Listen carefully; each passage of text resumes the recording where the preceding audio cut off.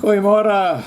Good day, fellow South Africans, and oh, what an emotional day it's been, really. Wow. I really can't get over what that BFLF, that bloody, I'll just call him the bloody fool, okay? I won't even, you know I'm talking about in future. What the bloody fool said at that meeting the other day, I think it was yesterday. He is a complete despot. You know what's so interesting about this BFLF guy is that he used to be a member of the EFF. And remember, the EFF used to be part of the ANC?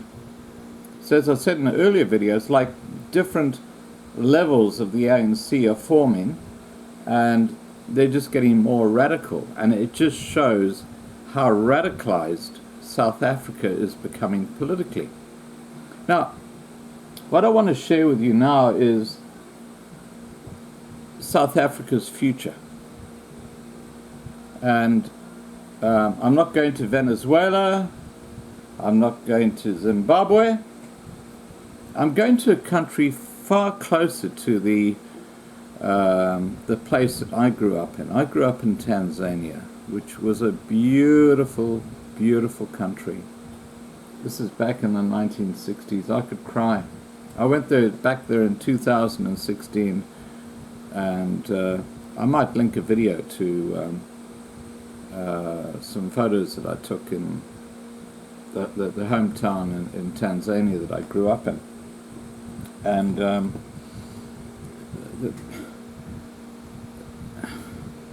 anyway, look, and then we get back to the point before I get all friggin' stupid.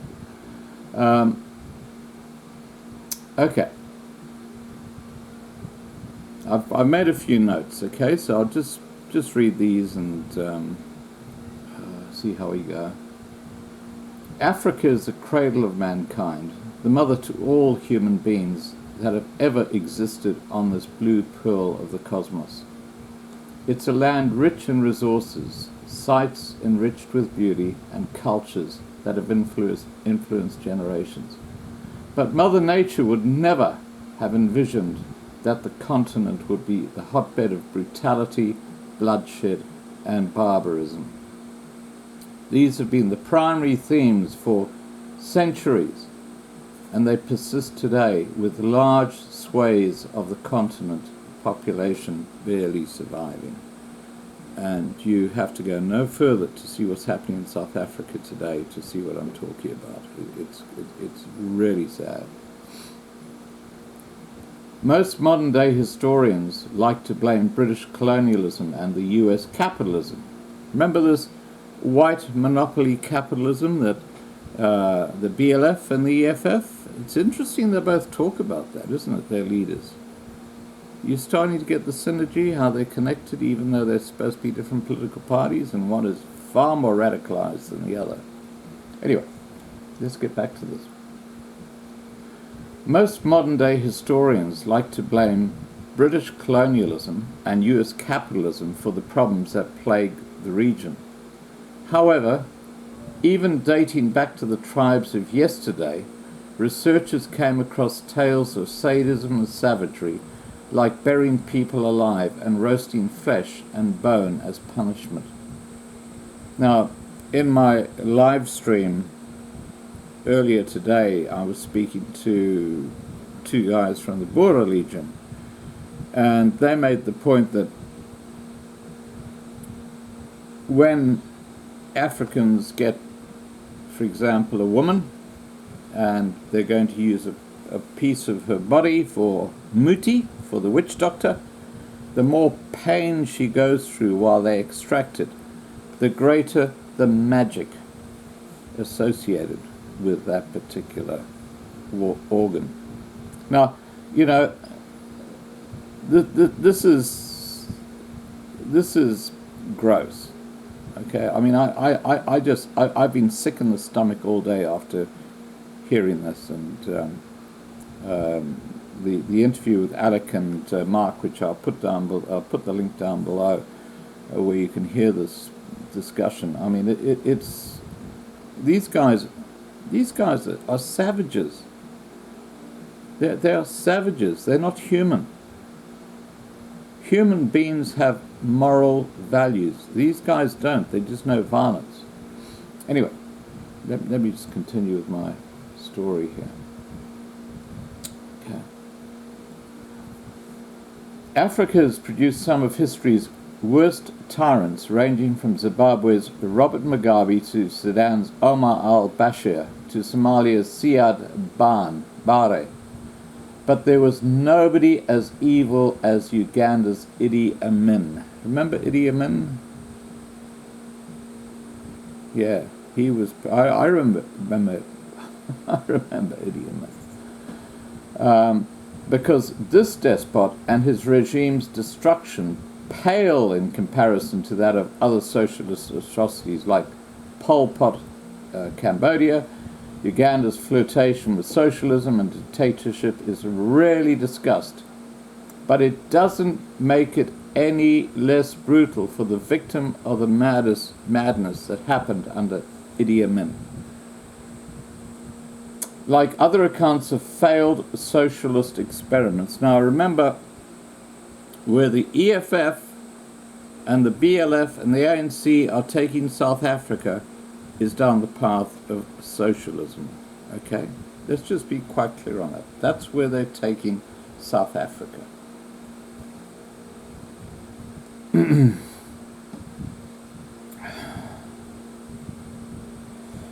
Like other accounts of failed socialist experiments, Uganda was entrenched in a one-man conquest to seize absolute power, kill dissidents, and nationalize private industry. Unlike other social utopias, Ugandans did not resort to cannibalism. It was Amin himself who enjoyed the taste of human skin. Now, what I'm hearing is that the Africans are now actually resorting to cannibalism in South Africa. A lot of the murders are, it's like, there's a good meal for the night. Go and kill that person, chop them up, and now we're going to have our food. It's disgusting. This is not the South Africa I remember from when I was there back in the 1980s. The people in South Africa have got to wake up, and I'm not just talking about the white people, I'm talking about the black people. It's out of control. Now, getting back to our friend Idi Amin and Uganda, and this is back in the 1980s, I remember it so friggin' well, believe me. What happened was shortly after his death in 2003, Amin's physicians revealed that he was clinically insane, relying on antipsychotic drugs just to get by. Considering the economic policies he initiated and the viciousness he employed, the dosage was ostensibly insufficient. While a traditional red tape central system to manage the economy was absent, the Amin government and the henchmen still adopted the mainstay of socialism, nationalizing the means of production. And that's exactly what your government in South Africa is doing right now. They're nationalizing everything. And the comment that a guy made that I read out in today's live stream, where he says that, if you got money in the bank, if you got a business, if you got shares, it doesn't matter what asset you have in South Africa, they're going to nationalize that. They're going to take it away from you. That's where South Africa is going. The expropriation of land without compensation is just the forerunner. It's like the trial run. Believe me. These guys who are in politics like Malema and Ramaphosa and this BF bloody fool goon, they have no idea what they're doing, because their own people are going to be the victims in years to come.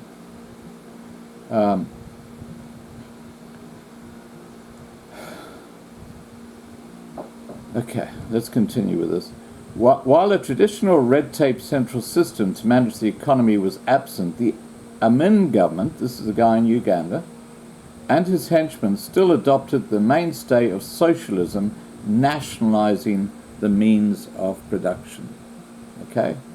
The dictator's first act was to expel more than 80,000 South Asians and seize their assets. Is that starting to sound a bit familiar now? So what's happening in South Africa is not new. It's already been done in Uganda, and that country just fell in an absolute heap.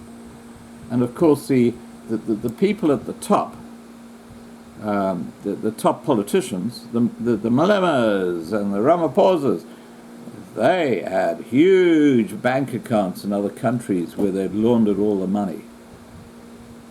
That's what's going on in South Africa right now. That's what the VBS Mutual Bank heist is all about. The money that Malema and Ramaphosa and a lot of the ANC have actually stolen from the VBS Bank, which is why nothing's been done about it because they're implicated, is now in bank accounts not in South Africa, but in the Cayman Islands or in Norfolk Island or wherever, Bermudas, so that when things get hot, they'll just take a plane and they'll go and live like Larry. They don't give a friggin' flying about the people in South Africa. And that's a reality, sadly. Okay, just continuing with this little thing about Idi Amin. Okay, the dictator's first act was to expel more than 80,000 South Asians and seize their assets, accusing these people of deceiving the country and stealing from natives.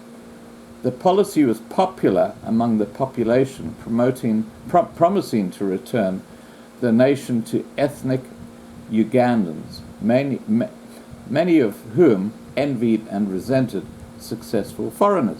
Now, does that sound familiar to you? They envied successful foreigners. Now, I hate to labor this point, but remember this thing about logic? Logic? The average black African IQ in logic is 70, and the average white African IQ, when it comes to logic and common sense, is 100. That's nearly 50% more. And of course, that doesn't even look at the corruption factor that's going on in South Africa. Let's get back to my notes here. The second act in Uganda was to expropriate private property, nationalize industry, and take over agriculture. The economy was already on the decline, but these socialist pursuits exacerbated the nation's financial plight. As expected, sugar exports plummeted, factories collapsed, and business and stores shuttered their doors because of mismanagement, abuse of power, a lack of maintenance, and full-blown neglect. Can you see a similarity between what's happening what happened in Uganda over 30 years ago and what's happening right now in South Africa? Just understand the road that these bloody fools are taking the country on. When Amin and his henchmen were successful in exporting crops, the earnings were then used to buy weapons and luxury items for the military, including gold, Rolex watches, and Scotch whiskey. He believed this purchased permanent loyalty from his mercenaries, quoting the old African proverb, "A dog with a bone in its mouth can't bite." Now, when I heard those words of that bloody fool, and you know what I'm talking about. I mean, those offensive comments he made yesterday. That actually inspired me to put this information together, because this is basically the road South Africa's going down. As the economy worsened, Amin believed he would solve the nation's woes by printing more money. Expectedly, inflation topped 700%.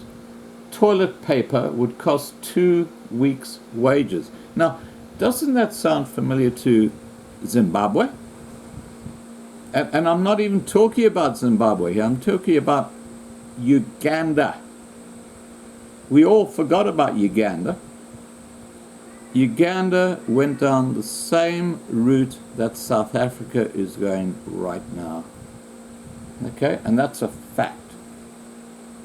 Ugandans never really got to experience the prosperity that was promised to them, suffering from food shortages and a paucity of basic necessities. Smuggling became rampant. Amin was so perturbed by this trend that he ordered his officers to shoot smugglers on sight, hoping to deter the future heroes from trying to provide basic goods to the public. To understand the mad leader's time in office, you need to examine a dinner party he hosted. A year prior to the formal event, he ordered the killing of Brigadier Hussein Suleiman, the former Army Chief of Staff who was appointed by his predecessor, Milton Obote. As the evening progressed, he brought out Suleiman's frozen head and placed it proudly on the dinner table for the guests to admire. Now, this is a Bantu. This is the same tribe as the Zulu, the Xhosa, and these guys just know violence, okay? They just okay. Many of Amin's enemies were beaten to death with wrenches, sledgehammers, and other tools, and had their heads chopped off and frozen. He eventually constructed a room designated for refrigerators that housed his vast collection of frozen heads. It was known as the Botanical Rooms.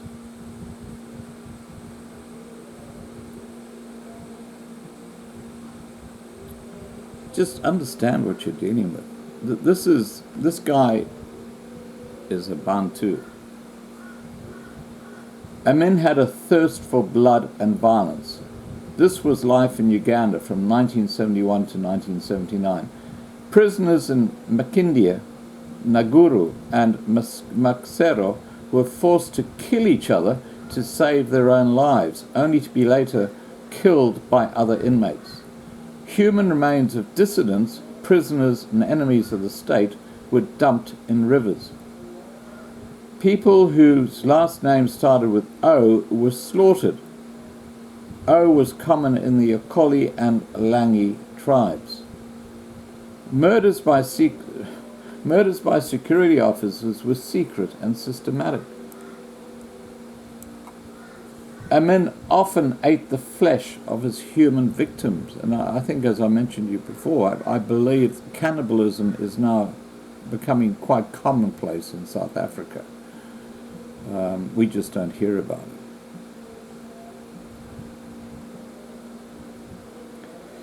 His family, this is Amin's family, also suffered the same fate as Amin's victims. For instance, one of his wives, he had a harem of wives with up to 35 kids, died in a botched abortion. To serve as a warning to his other spouses, he demanded that her limbs be removed and reattached, with the legs at the shoulders and the arms at the pelvis. Amin's anti-Semitism was also fierce, celebrating Adolf Hitler for killing 6 million Jews and accusing Israelis of not acting in the interests of the world. He died in 2003 when his family disconnected him from life support as he suffered from kidney failure. His death would have come a lot earlier, but of course he had all this money and that protected him. Former British Foreign Secretary David Owen revealed that he had considered ordering the assassination of the African despot because his regime goes down in the scale of Pol Pot as one of the worst of all African regimes. Now, we have other countries like Uganda where the economies are just collapsing. Venezuela, for example, will never forget Hugo Chavez and Nicolas Maduro. Cambodia will never forget Pol Pot. Romania will never forget Nicolae Ceausescu. Uganda, which remains rife with corruption and crime even today, will never forget Idi Amin. These men all share the same legacies of failed economics, disturbing behaviors, or grotesque pleasures. Those who romanticize socialism typically omit them from their praise of how wonderful this iniquitous ideology is. But peering through the past will yield a record of mass misery, torture, and anguish, the hallmarks of every socialist test in history. Now, the reason I'm putting this video together is because what everybody in South Africa has to understand is that the three parties, the ones who are basically running South Africa right now, the ANC, the EFF, and the BLF, are socialist. And they are no different when it comes to Idi Amin. And that's why the whites in South Africa have to be prepared. Okay, I'm just going to close off with this final comment. This brand of socialism is only responsible for the deaths of 300,000, a drop in the bucket compared to the millions in Mao's China or Hitler's Germany. It is still a tragedy that must be embedded in our minds when we begin to toy with socialism and all its subsidiaries. Kampala, Caracas, and Moscow, it's all the same. Let's not bring it to Cape Town, or Johannesburg, or Durban, or Pietermaritzburg, or Bloemfontein, or East London, or Port Elizabeth. And I could go on and on and on. The road that these rogue politicians in South Africa are taking the country is one where there's only one outcome, guys, and that is, I'm afraid to say it, it's civil war. And it's going to be a few against the many. And there's one thing that the few have going for them. And it was one, Eugene Tablanche, who said this. He said, when you trap a cow and it gets really tired, it turns around and it fights back. And you know what the Bantu are? There might be warriors. Let's think of Shaka. There might be warriors. But they're also cowards. I believe that if the whites in South Africa really got behind the Boer Legion, the Saitlanders, and other groups which are looking at self-defense, they're not trying to attack, they're just defending their own people. If they got together, if every white South African got together with these groups, and they formed a very cohesive force, also let me make this other point clear, is that a lot of black Africans are beautiful people. They don't want the sort of shit that's going on. You've got a very small minority, like this bloody fool in the BFLF, who are stirring up things. Now, if the whites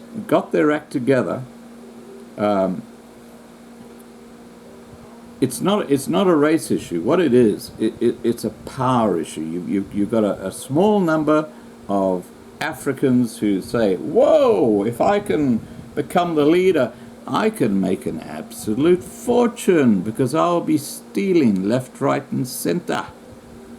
And that's the money pot they're looking for. It's nothing to do with helping their people. Look no further than Zuma, the Guptas, even Ramaphosa. It goes down the tree. That's how they operate. They have got no idea about integrity. So really, what the white population really needs to do is to get together, whether you're Boer, English, whatever you might be. If you guys don't work together as a team, these guys are going to take you out, okay? That's the bottom line. They're going to come knocking on your door. The police aren't going to be around, and you'll hear more and more of this happening. I'm not trying to be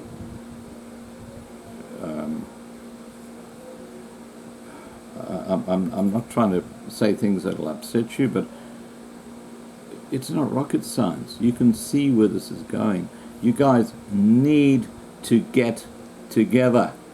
I will put the Boer Legion's email address below, and I'll put Saitlander's website down below. And if you're white and if you're in South Africa, you guys need for your own protection to understand that South Africa is going where Uganda went and Zimbabwe more recently went, under this whole socialism thing. It's just a way that they're just cleaning out everything that the whites created for generations. I mean, companies like Eskom and South African Airways, they used to be so profitable. Now they're bankrupt. It's not just affirmative action, guys, it's corruption. And socialism is nothing more than the cover that they hide behind. All right? Now please remember to subscribe to be kept informed, and have a great day. Bye for now.